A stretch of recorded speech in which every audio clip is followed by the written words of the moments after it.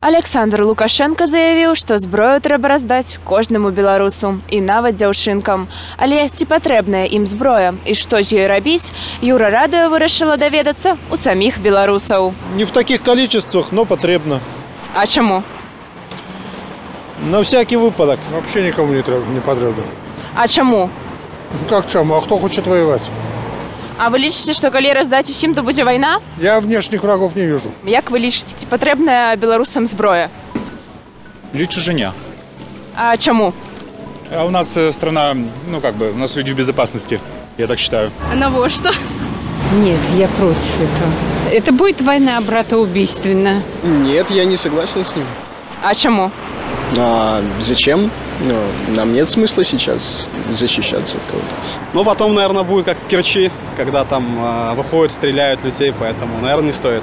Это опасно, я бы хотел, наверное, чтобы каждому раздали зброю. Это парадоксальна, потому что павінны ваяваць войскі паміж войскам. Гэта павінна быць прафесійныя людзі, якія атрымалі спецыяльную адукацыю.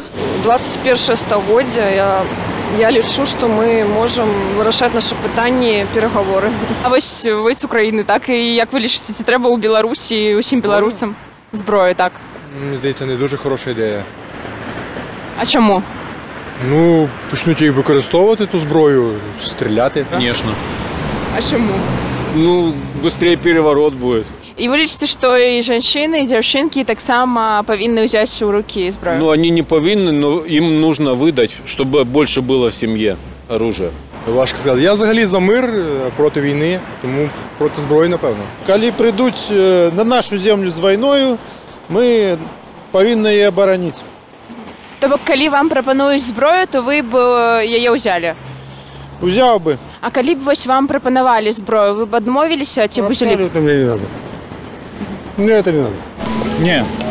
Зачем? От кого мне защищаться? Слушайте, трудно представить просто, как это будет. Вот это вроде как такое предложение, а как это по факту будет. То есть мне приходят, предлагают, возьми автомат. Адмовілася. А чому? Навошта яна мне? Ну, он мне не нужен. Зачем? Что с ним делать? Отказалась бы. А чому? Я не вижу необходимости в этом для себя. Магчыма, дзесьці на падсвядомым узроўні гэта ў кожнага савецкага чалавека засталося. Усе ж здавалі нормы, да? Кідалі градаты, да? Мы рыхтаваліся да вайны савецкія часы. Магчыма, гэта нейкія адгалоскі такія. Я считаю, что нам не нужно оружие. И, на мой взгляд, это очень тревожный звоночек для нашего населения. Для чего это нужно делать и что происходит там, о чем мы не знаем. А вы про флаги слышали, что надо флаги раздать?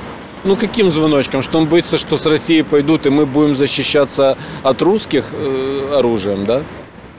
Я думаю, нет, потому что я там беседовал с людьми, они все считают русских нашими, своими.